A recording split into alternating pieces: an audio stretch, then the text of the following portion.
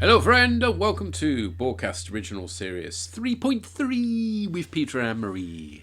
Hello! Today we are covering the Paradise Syndrome. It was originally going to be called The Pale Face, so it could have been worse. Written by Margaret Armin, second of three. And she'll also write 2 animated series episodes as well. The last one she did was Games Masters of Triskelion, which was slightly problematic, but not as problematic as this one, I think it's fair to say. And it's directed by somebody called Judd Taylor. First of 5 for him. Why, they look like, I'd swear they're American Indians. They are, Doctor. A mixture of Navajo, Mohegan, and Delaware, I believe. All among the more advanced and peaceful tribes. It's like discovering Atlantis. Or Shangri-La. Mr. Spark, is it possible there's a more evolved civilization somewhere else on this planet? One capable of building that obelisk or developing a deflector system?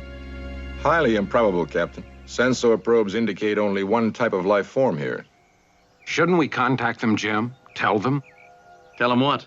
That an asteroid's coming to smash their world into atoms? So, over to you, Anne-Marie. Have you had enough to drink now? No, I'm only on my 3rd pint. So, you start with your usual trio talking about, oh, look at the pine trees. There's honeysuckle, there's orange blossom. What's the chance of this being so similar to Earth so far away? Oh, it's really unlikely. And then they see this obelisk-y thing. No asterisks, though, annoyingly. No.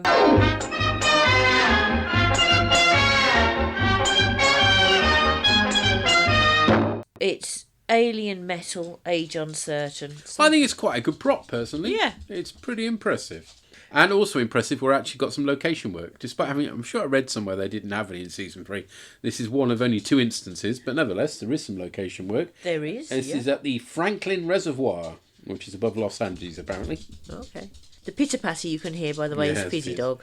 And apparently this planet is biologically and culturally confusing because there's no signs of an advanced civilization other than this obelisk. And there's the reason they're there's an asteroid that needs to be deflected within a certain time frame in terms of them getting the right angle and everything from far enough away. They've got 30 minutes to do it. They were just sort of going to see what it is they're deflecting the asteroid from, as it were, and they see people.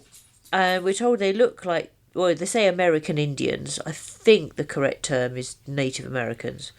I'm quite happy to be corrected by somebody who... Well, I think there's mixed views on this, because the downside of Native Americans is that homogenises what was actually lots of different peoples. Different groups, yeah. And interestingly, in this they do say, they're There's a Spock Navajo says, and a yeah. Delaware. So in that one instance, they kind of get things right, Yeah. but just in that one instance.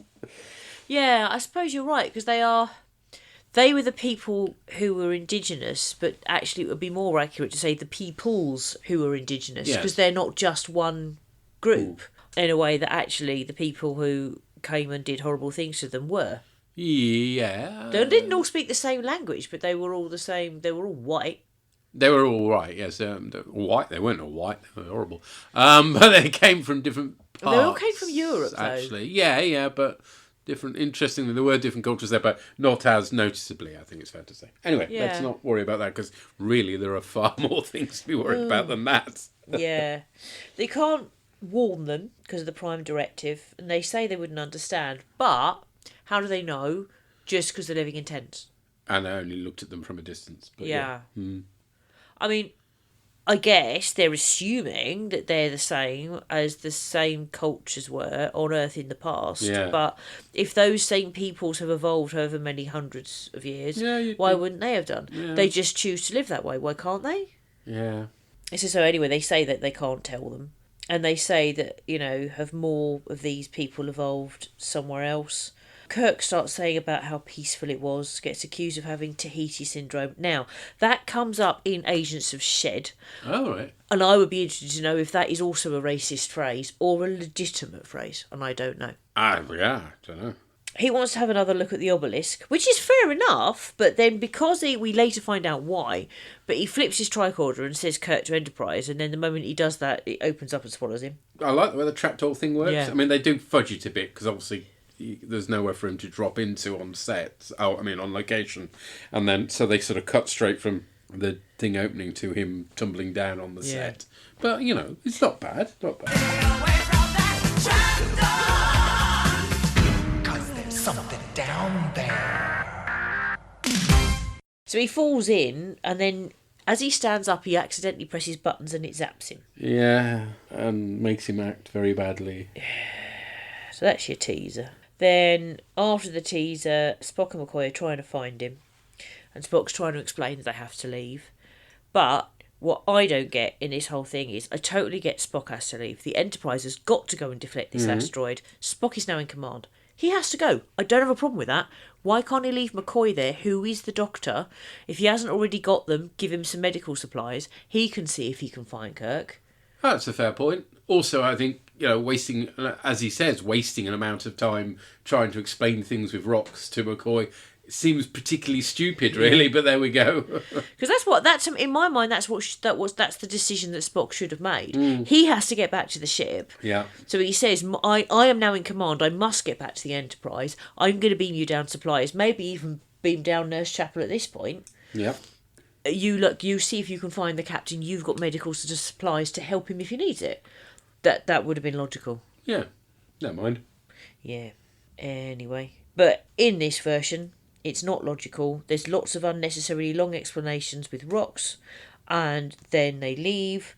And Kirk sort of comes to and doesn't recognise his own stuff. And oh my fucking God.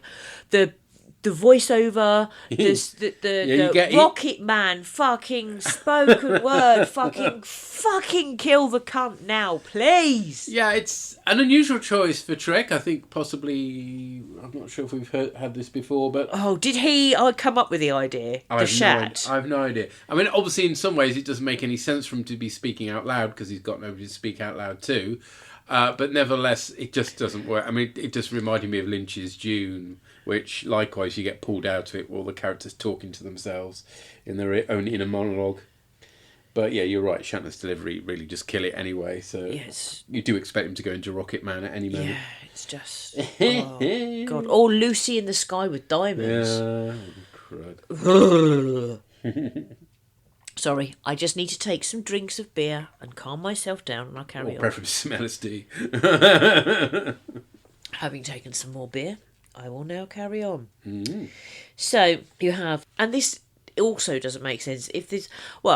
I suppose if this is actually a disparate group of different tribes, but they were transported there hundreds of years ago, they have now coalesced into a single society, I suppose. But they wouldn't all have one set of traditions, would they? Any more than, here we are, hello baby. Sorry, it's our poorly doggy. Yeah, the idea that they now have just one set of traditions doesn't work for me, because how many, I don't know, how would you call it, but I'm thinking of the US, because I think it's a better example than the UK, where people from different ethnic groups, different cultures, have been in that melting... But maybe Spock's point was that rather than looking like one of the Native American Indian cultures, they look like an amalgamation of three aspects of three different ones, in which case that doesn't matter. I'm just not personally convinced that they would have a united ritual. Do you see what I mean? Anyway, apparently they have a united society consisting of, like 5 people in a tent. And they're all blokes because, of course. No, there are 2 women. Only 2, but there are 2 women. Sorry, I've managed to turn my page of my notes too far, and I'm now looking at a shopping list that tells me I need to buy blackcurrant jam. I do apologise. Oh, God, Lila. Right, sorry. Anyway, the legend says that those who guided them there, so clearly they weren't from there originally, will send a god to help them when the skies darken. Yeah. I mean, in a way, this really doesn't matter quite as much as the fact that clearly these are white actors being readied up. God, yeah, it's awful red face. Yeah, including Miramani, or whatever her name is, that she's the love interest, who's played by Sabrina Sharf, who's an awful lot whiter and Easy Rider, amongst other performances, funnily enough.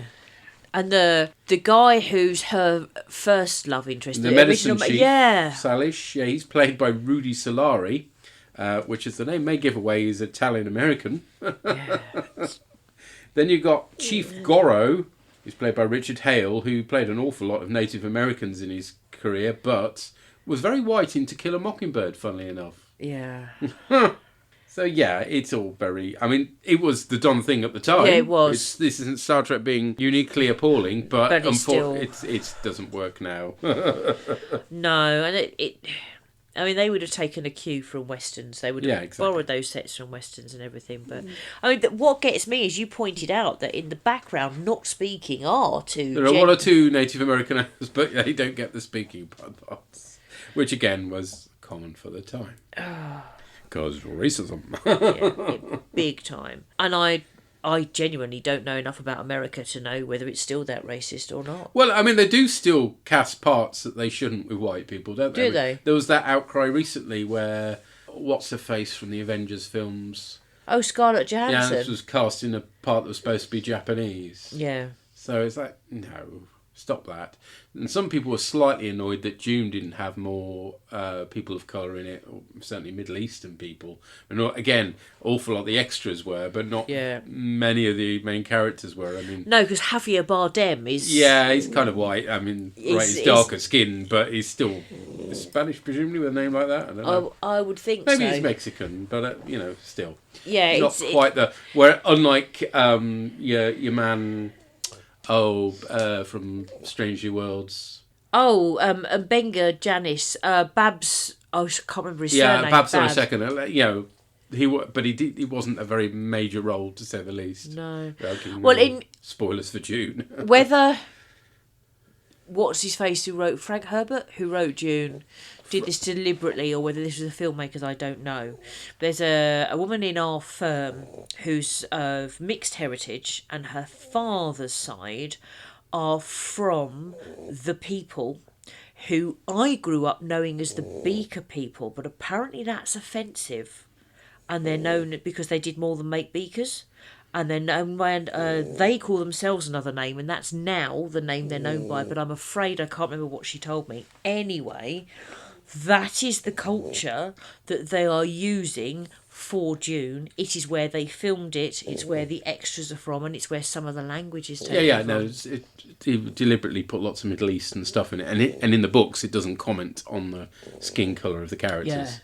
Yeah. Carte blanche, so they probably should have cast some more Middle Eastern actors, but there we go, they didn't, because you've got to have your white star of the film, haven't you? So but then, to be honest, having Timothée Chalamet, that kind of works, because given the whole message of Dune, the white messiah thing, do you see what I mean? That works, that bit does. But yeah, there was that Noah, was it a Noah one? And they they did Noah recently, relatively recently. And Moses as well or something, and it was just just wrong. Okay. Hollywood's sorry about the snorting dog. And her snorts are twice as loud thanks to the cone that she's having to wear, amplifying it, because she's an idiot. Yes. Stone-eating fool, aren't you? Yes. Anyway, sorry, I realise that's a long-winded sort of... But it's just... That's all I could think of. This is just so obviously racist red-face and bad that I genuinely really wasn't able to concentrate much on the plot at all, unless it was the B plot on the Enterprise. That's different, which is fine, yes. But on this, half the time I was just too angry. Quinn was watching, not giving me evils like how dare you, but like clearly really angry, disturbed by it as well. Yeah, really badly. So, yeah, I'm afraid that tangent that we just had is very much where my brain went watching this, more than paying any attention to the plot, really. But yes, the point is that the legend says that those who guided them there will send a god to help. And because Kirk appeared coming out of the temple, they think he's a god.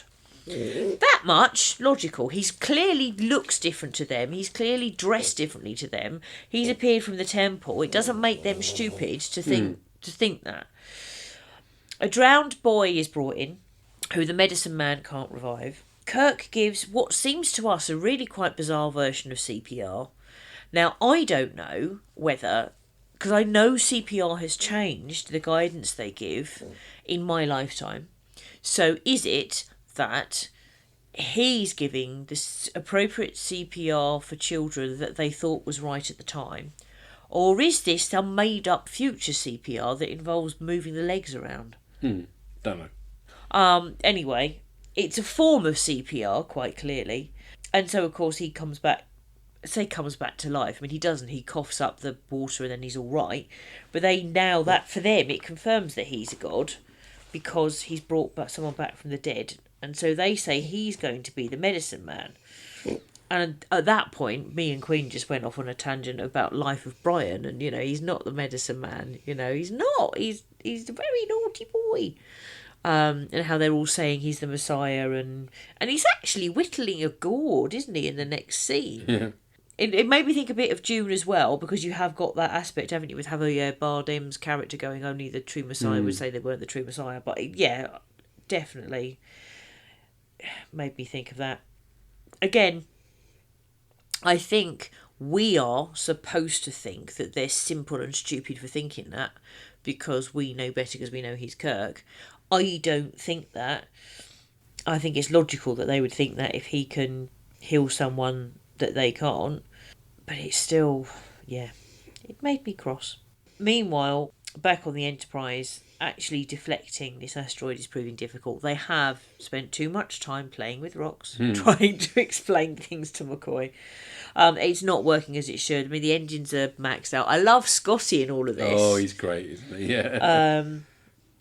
And then you have back on the planet, you have a scene with, I want to say Iridani. Is that what she's called? Miramani. Yeah, that's it, Miramani. And she's talking to the former medicine man and saying, no, there will be no ritual cloak. And the daughter of the tribal chief always marries the medicine man. And now that he's not the medicine man, she's going to marry Kirk.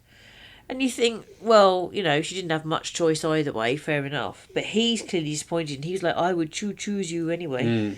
But she clearly wouldn't. She's clearly not that bothered. And then you have Kirk whittling a gourd and wants to know more about the wise ones. And the wise ones know how to use the temple when the sky darkens. The former medicine man should know it's passed from father to son, but his father died before he could pass on the secret. That's not very clever, is it? No. Meanwhile, Kirk is trying to remember his own name because they want to celebrate him and do something, so he comes up with the name Kirok. Okay, fine. Meanwhile, on the Enterprise, because they've been struggling to deflect this asteroid. Yeah, we do actually see the deflectors for the first and only time, actually, in operation. Rather than the blue phases, it's a yellow beam. And the asteroid's not bad in the original version. There's, needless to say, they redid it in CG. It's okay, but the Enterprise doesn't look as good as the model, so... Yeah. Burp. I think this asteroid looks fine. Yeah, it's cool. But yeah, it's not working, so Spock's got a plan that he says they're going to have to put themselves in the direct path of the asteroid, and they're now going to have to split it rather than trying to move it by concentrated narrow beam fire in a single place. So that should split it. That's fair enough. But they've already maxed out the engines trying to get to the point where they can do this in time, and it's just like everything's falling apart. And again, I really feel for Scotty. This is all... I get that he's being told do everything you can. I get it from Spock's point of view, but I really get it from Scotty's point of view as well. It's like, no, I love my ship. Don't blow it all up. It's, it's everything is at maximum capacity. And this is the point. You may have noticed it earlier, but this is the point where I noticed we've got Chekhov and Sulu together. Yes, because Chekhov isn't in his normal place at navigation. He's at the back, pretty much where Spock normally because is. Spock is in command, presumably. Exactly. So, yeah. So they are both there, it's just they're not sat together like they normally are. Yeah. By the way, Uhura isn't... Whilst she does appear once in this, that's just stock footage they've used of her. Most of the time she blatantly isn't there because somebody else sat in her chair, but there we are. I mean, that's not a problem in a way, because at some point she's got to have a break in terms of rotations and stuff. Yeah. Miramani asks Kirk for a wedding date, and he proclaims his love for her and agrees to marry tomorrow. He's now wearing local dress and has grown out his sideburns. Oh, wow. God, they look awful. Scotty proclaims they only have the impulse drive left and will need to visit a repair base. McCoy gives the Vulcan jip for his failure, tells him to take some rest. And again, season 3, it seems McCoy is particularly hard on Spock. Yeah, it's for some not reason. nice. It will take a month to get back to Amarand, and Spock intends to study images of the monolith during that time, despite being ordered to rest by McCoy. Kirk gets some war paint for his wedding day, and he beams like a loon. We hear him thinking again, this time that he's found paradise. It's all very weird. Salish has at him with a knife. "Behold, a god who bleeds!" the deposed medicine man proclaims twice, either side of an ad break. Yeah. Doesn't work when it's all edited together, does it? We get some Shat Fu, which disarms Salish, enabling Kirk to travel to the wedding and dress in his coat of many colours. I look handsome, I look smart, I am a walking work of art. Such a dazzling coat of many colours, how I love my coat of many colours. Oh no. It's rather like the one that Kaliak wears in Stone's Blood, except that one's white, but similar design. This prop was originally made for the 1983 movie Kings of the Sun, a lavish production about the Mayans, starring Yul Brynner. Well, right continent at least. It also turns up in a 66 Batman story, and it's worn by King Tut, so it is indeed a cloak of many countries. A topless Kirk, did he really insist, chases his wife in scenes from a naff 70s pop video. He once more proclaims his happiness, which fools no one, and he's having dreams of the Enterprise. Well, don't we all? I keep forgetting her name. Miramani proclaims that she's pregnant, which doesn't bode well for her continued involvement in the story. How the hell does that work when McCoy is talking to Spock and says they've been gone for 58 days? Yeah, I know. It's obviously they get pregnant very quickly in this planet. Well, no, it's not the getting pregnant. That's not the issue. It's how she knows that soon. Because she could be. Yeah, but it'd be early days. Well, yeah, Very, that's one way that they've advanced. They've got really, really good pregnancy kits. How useful. A storm hits, and it's Kirk's role to save his people with the blue flame from the temple. It's blatantly not an actual storm on location, as the trees aren't moving. Which is terrible. And no amount of fake smoke can disguise that. He rants at the sky like a loon, while Salish watches on with a smeg-eating grin. Spock has worked out that the symbols on the obelisk are actually music. It would be quite good if you actually played this. Yeah, I like that. He also somehow discovered, presumably by Space Google, that the stones have been left by a race called the Preservers that helped primitive cultures and seeded humanoids throughout the galaxy. I mean, yeah. How the hell did he work that out? Anyway, they presumably enjoyed making jam as well. Yeah. Or pickle. Yeah. Is this the same lot as the ones from Next Generation's The Chase? Remember that one? Yes, which comes up in Discovery Season 5. Yep. It's never been canonically stated, but apparently Rick Berman thought that they were. Well, okay. Rick Berman thought a lot of things. Yes. The asteroid provided protection for Amarind, which is much the same way as our moon did for us, so that's at least a bit of science there. Salish has organised a mob to stone Kirk with polystyrene rocks. Sadly, nobody asked if there were any women present in the crowd, which would have been another Life of Brian reference. Then Spock and McCoy beam down and later chapel. Yet again, a mind meld is employed to save the day. Blimey, it's practically every episode this season so far. This time he gets his own jazzy theme tune, straight from an early Pink Floyd album as well.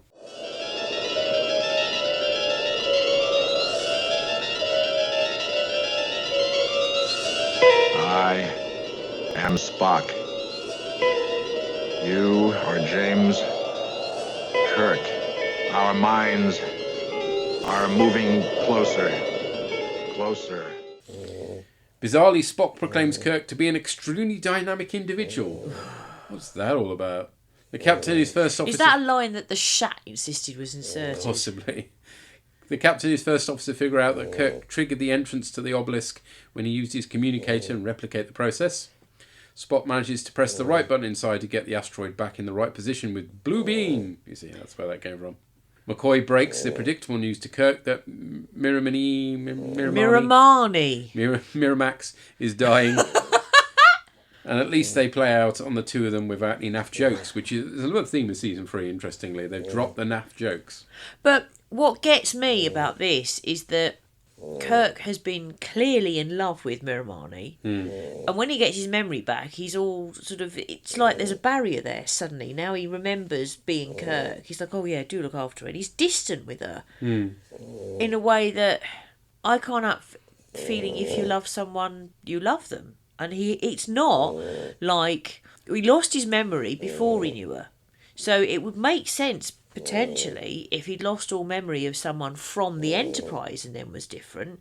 But he hasn't forgotten all the shit that's gone on the planet. This happens. I mean, he hasn't forgotten how to talk. I mean, Yeah. it's very selective memory loss, isn't it? Which we get an awful lot, unfortunately, in TV series. And it's just that he's got the other memories back. He hasn't lost the memories of the time he There spent was that with her. Strange New World episode where they lost their memories, but not completely, and they actually they gave some sort of scientific mumbo I jumbo still found it explanation. annoying. Yeah, but at least they addressed it, whereas Yes. here it's not addressed. No, it really wound me up that almost as though, well, now that he's proper Kirk, he can't possibly love her. Do you see what I mean? It's Yeah. made me really cross. In the original script, Miramani was going to survive and bear Kirk's child, so we'd have another David kicking around effectively. Yeah. I like the B plot. Yes. I can say that. It's very sci-fi and something that Next Generation will revisit on at least one occasion. The A plot, No. yet again, this is not sexism this time, but yeah, Racism, it's racism, awful. brown-faced actors, red-faced actors. And again, it wasn't seen as an issue at the time, but it's painful to look at now. Yeah. Shatner is certainly enjoying himself, presumably because he's getting to do something different. And all the sort of stupid, unnecessarily shouty stuff he does. Yeah. But, Sorry. Dog. But the A plot is nowhere near as immersive and touching as the Inner Light, which, No. you know... I mean, to be fair, if you want to do this, sort of say, properly and do a remake, that's what the Inner Light does. The Yep. Inner Light is genuinely very good and it's not offensive. Yeah, but I mean, this just consists of Kirk getting married, getting his wife up the duff, and then her dying for reasons of plot convenience. So it's not exactly anywhere near as touching as what happens in the Inner Light. No. And it's also, it's white man turns up to save primitive culture, which is never a good look, is it? No, but it was a thing then. Yeah. But I think, A, that's wrong. It's just wrong. B, the red face, it's just, why? Well, it was the done thing at the time. And C, the fact that you've got people who could be legitimately playing these parts and you don't give them a speaking role. Yeah, that's the most damning bit, really. Yeah. And the B plot, it's all right, but it's no way good enough to even go anywhere near saving this pile of gobshite. I mean, you could argue it's iconic because all the Kirok stuff is, you know... Yeah, but iconic isn't the same as good. I mean, sometimes this is the sort of thing that when, you know, my impression of the original series Star Trek before I'd done a full rewatch was... Lila! I fucking hate Kirk and it's a bit shit, isn't it? This is the sort of episode I'm talking about. Anyway, let's find out what other people thought.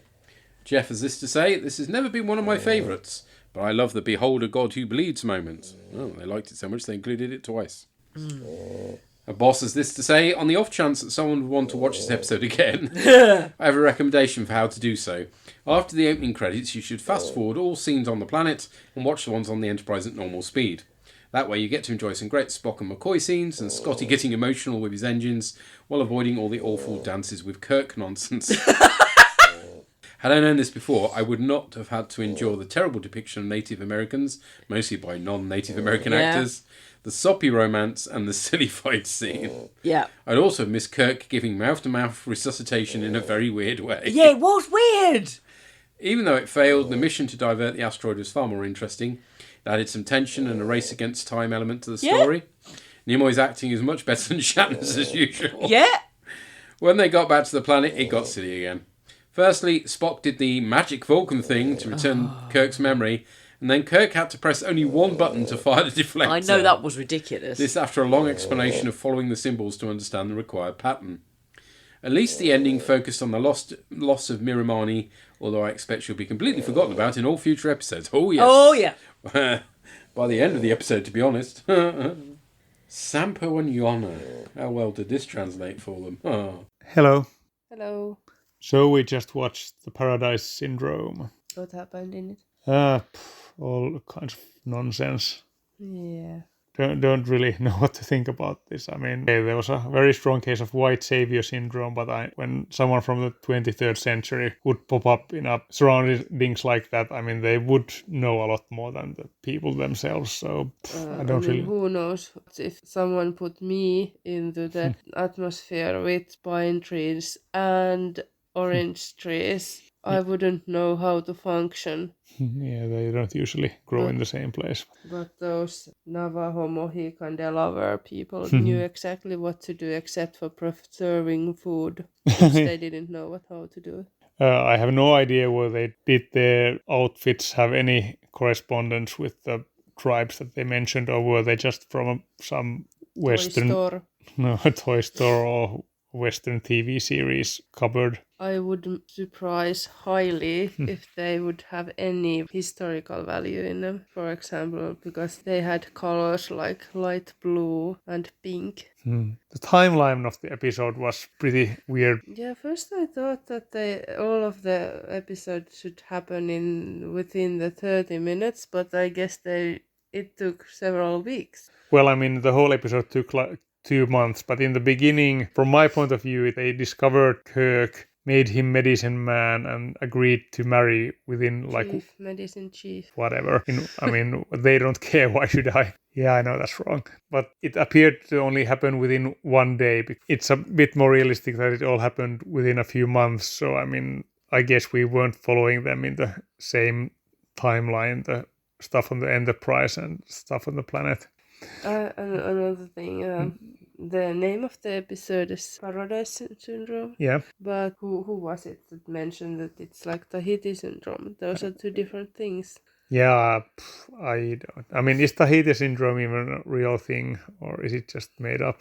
I don't know. Paradise Syndrome is something that wealthy people have when they can't get more wealthy. Yeah, well, I mean, I guess Kirk he was fetishizing all over the peace and love. Yeah, but when his wife and son-to-be kind of died in the end, he wasn't really sad. He was like, yeah. Well, he had regained his memories by then, so maybe he was just like, well, that's a relief. This makes it a lot simpler. Although I don't know how many Kirk Juniors are running around in several primitive worlds. So. I guess quite many. Yeah. So to summarize, a bit of a confusing and boring episode. And I don't know if that was culture owning or... Yeah, I mean... What was it? Maybe when it's fantasy, it can be anything. Yeah, I mean, throughout the whole episode, I had this nagging feeling that something's wrong here, but I just can't put my finger on what it is, so... I'm sure someone will explain it to us. I did like one thing, McCoy ordering Spock to rest, so Spock goes and lays down for 1 second and goes back to work. Yeah. That was funny. I bet Uhura would have known how to read the signs too. That's true, but Spock was too stubborn. No, I must solve this because I put us into this mess or something. I guess. He was basically sulking, but I don't think it wasn't as offensive as last week. So only if you are white, you can say that. If you are Native American, maybe you would find it more offensive. Maybe, but perhaps. Yeah, at least I mean it was an imaginary culture gathered from Earth, and it's some sort of strange amalgamation brought there by aliens. It's an artificial environment, so it's not exactly the same, but it still does feel a bit icky. And the only icky part is the part where they say that those Indians are primitive and childlike and couldn't do any advanced technology or so. But I mean, from their point of view, they kind of were. So yeah. Yeah, but that's a wrong angle to look at them. Yeah. Okay, but yeah, let's see what next episode brings. Yay! Yay! Okay. Bye-bye. Bye-bye. Bye. Bye. Yeah, I also like Spock lying down for like 1 second before getting up again. I have no idea if Tahiti Syndrome is real. I tried Googling it and all I got was Star Trek references, so I presume not. Okay, so maybe they're referencing Star Trek in Agents of S.H.I.E.L.D. then. Maybe they are. Whereas Paradise Syndrome, yes, it's somebody who's really wealthy. But still not happy. Yeah. What a lovely situation to be in. Anyway, we've also heard from the Llama God. Lancelot's got a fixie care, shack, fixie tree. Father the sleeper has awakened. So, this is William Shatner's favourite episode of Star Trek, is it? The one where women fall down and worship him the moment he just simply appears? Yeah, it's kind of hard to figure out why this might be his favourite one, isn't it? Yeah, really hard. Yeah. So, yeah, this is certainly an episode of Star Trek, isn't it? And it's certainly one to follow last week's one. I mean, wow, I don't know what viewers in the 60s thought they were getting, but this was a different time. Who knows how they replied? I mean, let's address the somewhat large, obvious, and brown-faced elephant in the room. This episode is pretty racist, isn't it? The question you've got to ask, though, or the question I could ask is it deliberately racist? And I'd say, I don't know. I mean, possibly, as far as the 60s were concerned, they were just acknowledging and honouring Native American culture. I mean, maybe that's what they were thinking. Who knows? And the point is, really, it doesn't matter because it is really racist, isn't it? So, yeah, I mean, there's just so many tropes here. I can't even begin to list, but I'll do a couple of them. I mean, the whole idea of the fact there's these primitive natives who have no idea about civilization and who are just pure and clean and everything, and it's a culture that is just relaxed and everything, that we should worship them. It's like, oh, if only that way of life still existed. Yeah, it would have done if you settlers hadn't actually eradicated it completely. Well done. Anyway, you know, the whole idea of the white person being seen as a god, when they see something miraculous, they immediately assume that it's something godlike. There's no conception of the idea of technology or anything advanced like that. It's just, it's full of tropes. It's full of tropes and it's incredibly racist. So, yeah, so I think that's taken as a given, really, with this one, because, I mean, you can't not, can you, really? So if you can set all that aside, if you can somehow manage to set all that aside, the important question to ask is it a good story? Well, no. No, it isn't really. It isn't. It's a story that tries to do a couple of things here. You've got the slightly worn-out starship captain and living a whole other life without knowledge of your own one. I mean, yeah, these are things that Star Trek will indeed go on to do better. Is this a good first stab at it? No, not really. I mean, obviously, Next Generation does Captain's Holiday, where we've got Picard tired, and most famously, it does The Inner Light, where Picard gets to live a whole other life. And I think that's a lot more successful than this one. This one is just kind of exploitative, really. Aside from the racism, the other big thing is, of course, as ever, it's the misogyny, isn't it? It's got to be the misogyny. We've got the character of Miranami here, who exists, who becomes his wife by default when he proves himself to be a god, or kind of not really a god, and then she ends up falling in love with him, because of course she does, why wouldn't she? And in the end, she ends up bearing his child, which could be been a really interesting complication if this wasn't the days of episode of the week television. But no, we don't want to have that kind of lingering thing. We don't have to address this in any future episodes. So she dies at the end, so he gets a bit of a sad, and the loose ends get cleared up. So it's just so tasteless, isn't it? It's just really tasteless. And I don't think Miranami actually existed as a character at all. She's really just there for something for Kirk to be obsessed with and to be attached to and to have the sads when she passes. So yeah, that's not great. That's not great either. And of course, there's also the whole issue of the fact that we don't get a captain's log because Kirk has lost his memory, so he doesn't have a captain's log. So we instead hear his thoughts in his head, which, as a televisual device, doesn't really work so well. It could have worked, but not so much with Shatner, no. So yeah, and we do get some moments of terrible overplaying things. There are some moments where he's not terrible, where he's not overplaying things, but absolutely where he's crying to the wind and he's having his memory wiped. There's just so many Shatnerisms in this episode. It's just not funny, and it isn't actually funny. But are there any positives of this episode? I mean, the stuff on the ship is kind of interesting. It is really interesting to see a long period of time pass on the starship as well. The fact that this mission actually takes them 2 months to achieve because they burnt out the warp drive. I mean, they really should have thought about that before they tried it, but it's interesting to see that aspect of things anyway, you know, acknowledging that space travel is long and tedious. So that was kind of cool to see. Although there is, of course, the question, though, is why are they actually on the mission to divert the asteroid anyway? We've already seen in other episodes of Star Trek they're not supposed to interfere with the cultures. There's this kind of like directive or something. It might have been their first one, sort of prime directive, and unfortunate though it might be, an asteroid hitting a planet is a natural event as it was, so they really shouldn't have interfered with that, because who knows what could have happened. You know, the civilization could have survived, they could have moved on, or as it turns out there's a great big perfume bottle that was going to protect them, but they didn't know that at the time. So yeah, really kind of curious as to why the Enterprise is on this mission in the first place. It's really odd and out of keeping, but hey, this seems to be season 3's theme anyway as we carry along. So yeah, it is most definitely an episode, and one that unfortunately asks us to update the Kirk snot count. Does it count? Because he's not Kirk, he's Kirok. I'm going to count it anyway because it's a Shatner snot count. So we're now up to 11, which is certainly bringing the count up and makes it the second episode in a row. And you can't write this one off as him not being Kirk himself, because at the end, although he didn't remember being Kirk when he was Kirok, when he gets his memories back, he does remember his time as Kirok. So yes, he is affected by this relationship, so it does count. And yeah, so 11, there we go. So as ever, I will be interested to find out what other people made of this. I hope everybody's been enjoying the good weather. Well, we had sun for a whole day in Scotland, that counts as summer for us. And until next time, glory to you and your cast. Thank you, sir. Yeah, you're right, it isn't a good story. It's full of racist tropes, and actually the moment you started talking I suddenly realised this is also fucking von Daniken, isn't it? It's how it automatically assumed that because they're not white they can't possibly be the ones who had that technology. It's got to be somebody else. And the moment white people appear, it must be them. It's the preservers. Yeah. And yeah, the Inner Light does this far better. It goes without saying, really. Yeah. And yes, Inner Monologues was never going to work well with Shatner, was it? No. Blimey. No, it might have worked potentially with someone else, but it was never going to work with him. Drew and Tracy, our usual outliers. Will they find this Will Drew appealing? try and say it's a classic? Well, let's find out. Hello there. So we just watched The Paradise Syndrome. And what do we think of that one then? It's all right. I'd say it's all right. I don't think it's quite a classic. That but can't it's all be right. a classic. It's all right. All right, let's go through some stuff. Okay. So Spock, Kirky, and Bones beam Yes. down to this planet. Obviously, Yeah, yes. and they've got 30 minutes This is the first to part. walk off. Right, if they need to get to deflect the asteroid, why go down and have a look? Well, why not that's- just go to the asteroid? Well, yes, that was that. And that was just a little bit daft, wasn't it? Yes. So they're having a wander around, and it was very like, oh, I can smell honeysuckle. And, Yes. oh, come on, guys. Yep. You know, they've obviously not been on, what's it called, shore leave or whatever for a long time, Yeah, have they? yeah, So, I guess yeah, so, all right, yeah. let them have that. But, so Kirk wanders off on his own, Yep. and then he falls into the, they come The across this obelisk, Yep. which has got like weird symbols on it.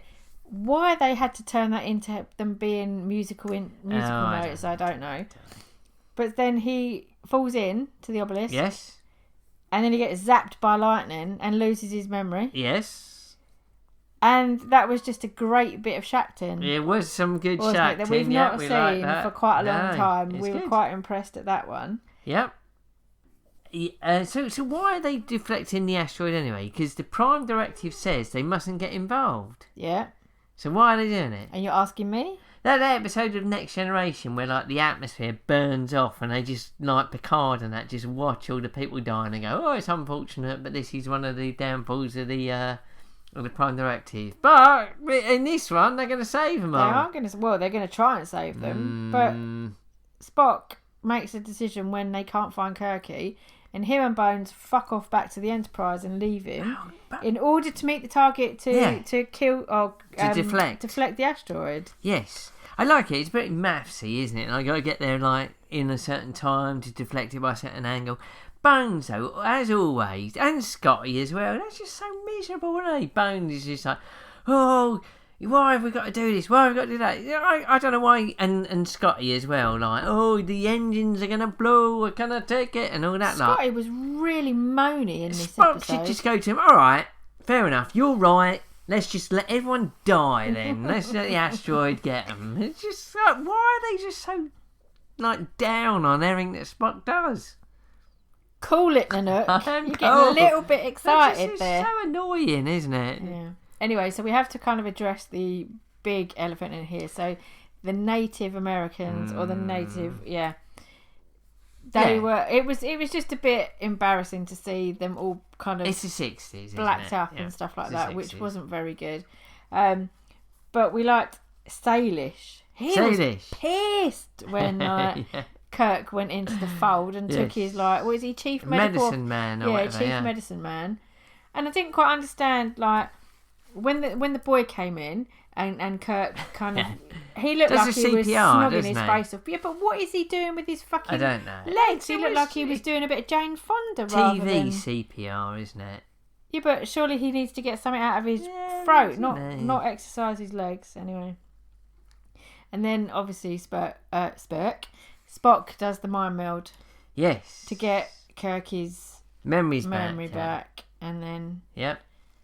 Yeah, and then it was just a bit tragic at the end, wasn't it? Yeah, with her dying. But then I guess they couldn't have her survive because she was pregnant with Kirk's child. So that would have been a bit wrong. Yeah. So no, I don't think this is terrible. It's not great. I say this so often. It's all right. It's all right. It's all right. I'd watch this again, but it's not the best. But it's all right. There's nothing too bad on it. It was all right. It was Yeah, watchable. it's all right. It's watchable. Watchable. It's a good way Watchable. to put it. All right, shall we leave it there? Okie dokie. Okie dokie. See you later, guys. Bye. Bye. they? Merely okay. Damning words indeed from Drew. Yeah, I think they were right when they said it was embarrassing. Yes, I think that was a better descriptor. Yes.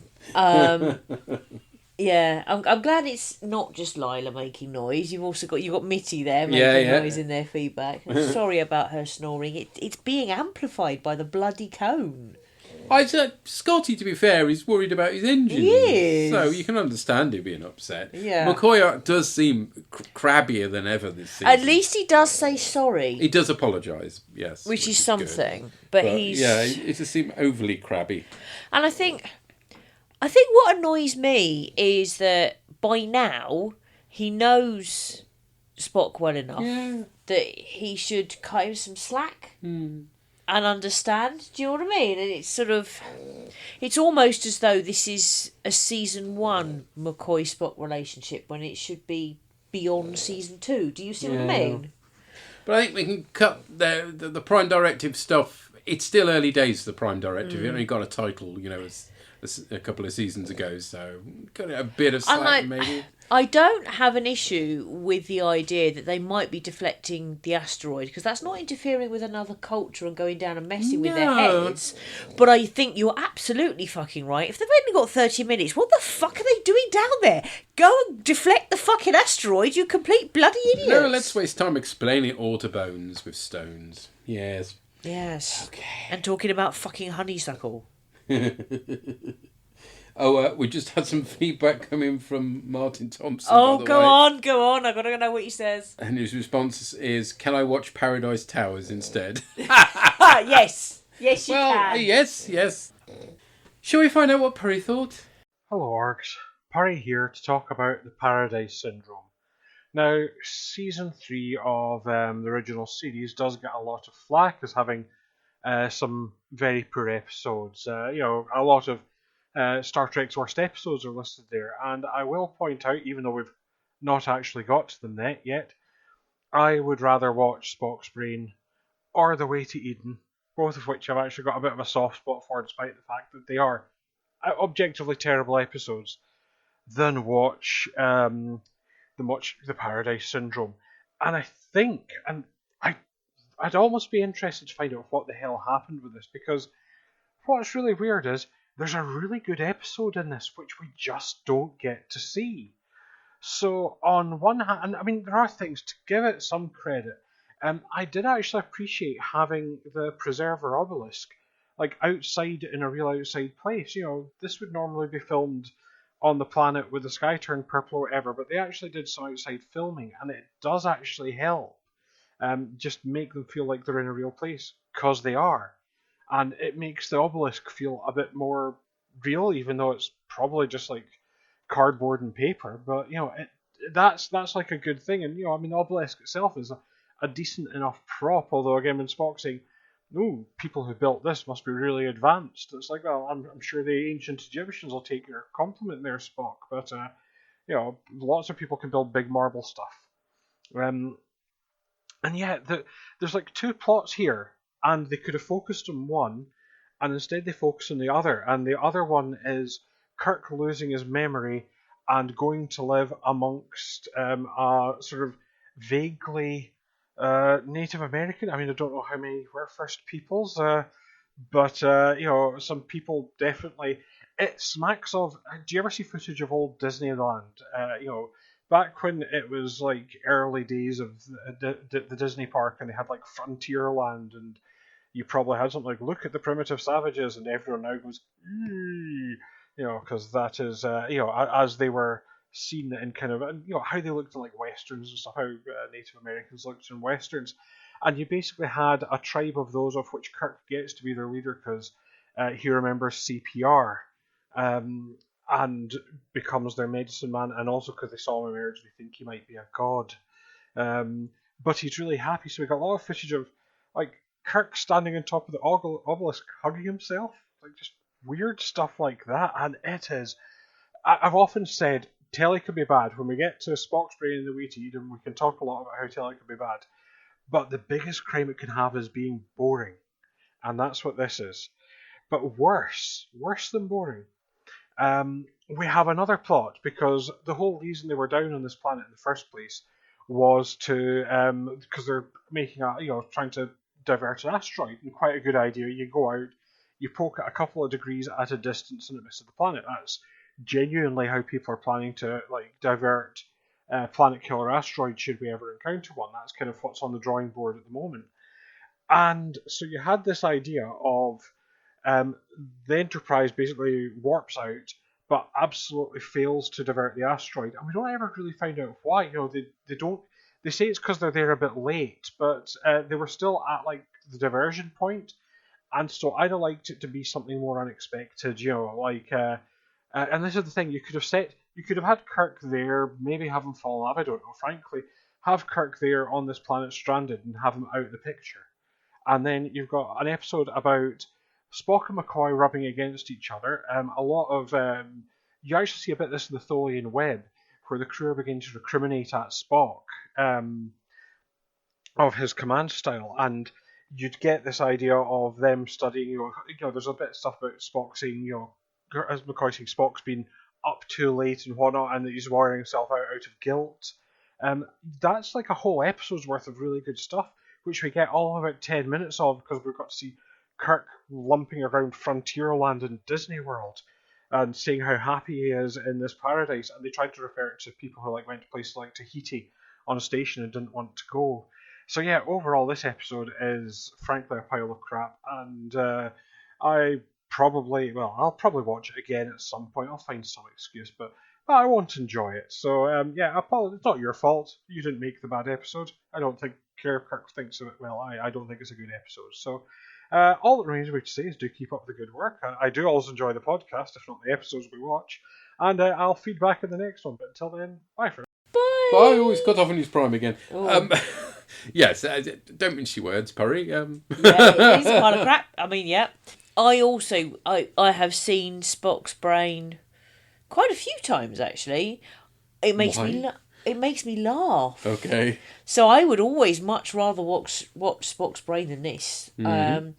The Way to Eden, the episode title means nothing to me, so I can't comment on that one. But yes, Spock's brain makes me laugh. If I've had enough beer, to be fair. I think The Way to Eden is the Space Hippies. Oh, God. Yeah. Yeah, but I'd still rather watch that, though. Yeah. If it's the Space Hippies one.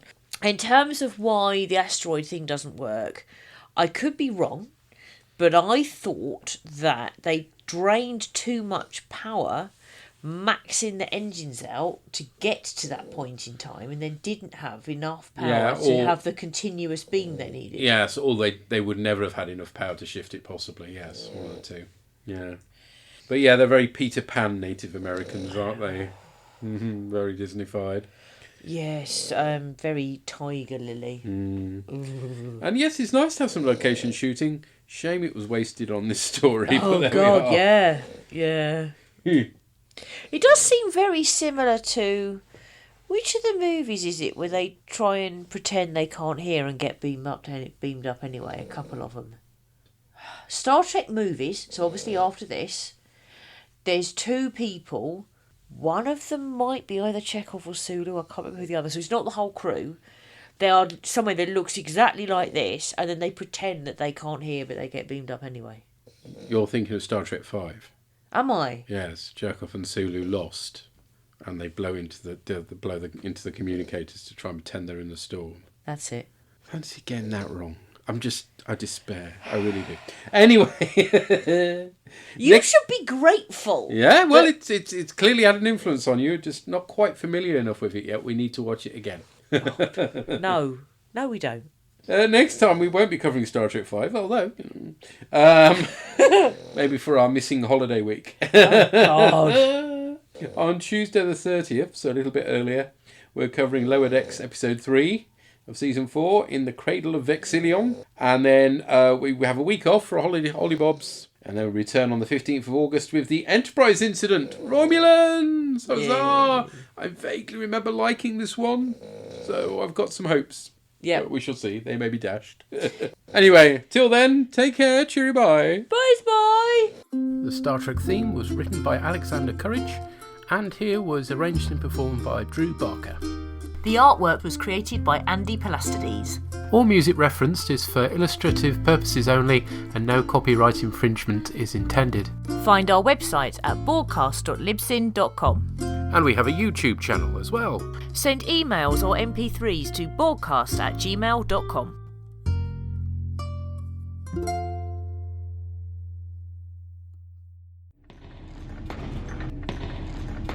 Shut it down!